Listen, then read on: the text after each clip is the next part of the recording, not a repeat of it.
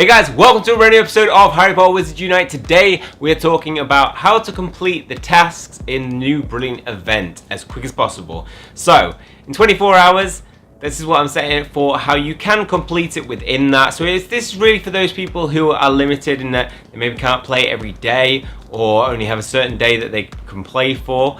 Now, this is going to be going through all the kind of heads up that you need to complete the later tasks, which will make it a lot easier to do. So I've played through these. I'm up to the fourth one now, fourth part.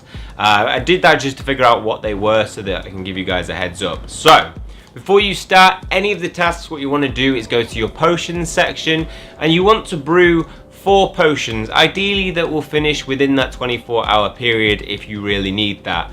If you are pressed for time and you can afford it, renting a cauldron can also be a way of getting, basically the 7 potions that you will need for a later task. So start brewing them.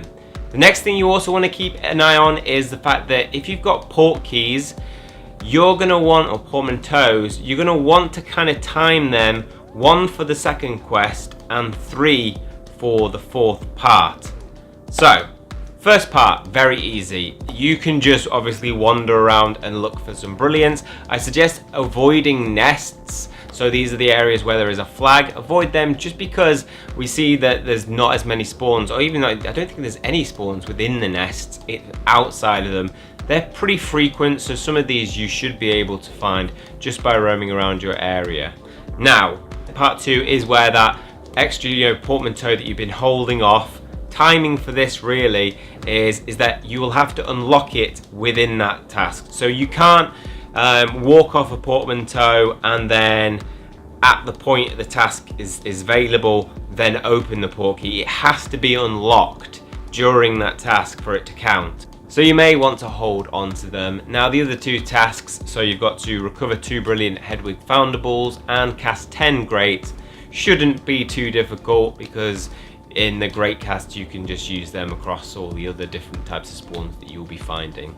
3 again is one that shouldn't prove too difficult. It is about wandering around and finding those brilliant Harrys. Legends of Hogwarts, you got to return 3 foundables of that type.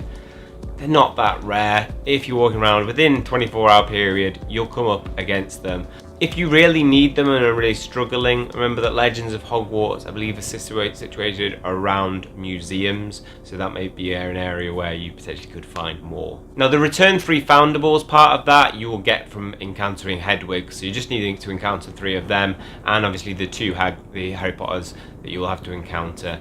Again, just kind of roaming around to get them. Part 4 is really what this video is aimed at, really preparing you for this. So in part 4, you will need to complete 3 wizarding challenges, which will be very easy to do, and if you really want to do them quickly, just do level 1s. Remember, doing level 1s will not affect the rate at which you will get the fragments that you need. So the foundable that you need to return to the registry section of the brilliant event, the one that you can find there, you can just do level 1s and it'll give just as much chance as level 6s. I am using them for high levels though, because you get challenge items, it's basically a free runestone. Now it gets more difficult when it comes to the brewing 7 potions. Going back to what I said at the start, what should hopefully have happened now, if you haven't picked up any of your potions, you could have a stock of 4 potions ready to collect. Now when it says brew, it's unlike the portmanteau situation. You can just collect them from your cauldrons. So if you've been brewing 4 on that and even 4 on your 90 coin worth of 1 day worth of your renting a cauldron, you should now be able to collect all those, and then that's that task complete.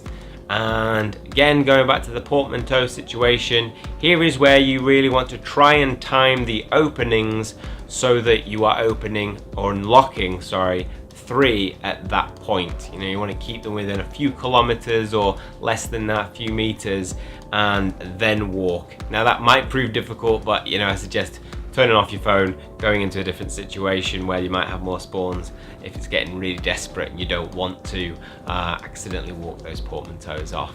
But that was my guide to just completing it in 24 hours. Hopefully just some of those heads up might help you a little bit in completing it, and even if you're not completing in 24 hours, just getting that part done of it so that you can use your brand new green books that you'll get out of that, which I can tell you, having gone into, that's my second round of 30 green books that I've got in total now, makes such a big difference when going into fortresses and taking enemies down.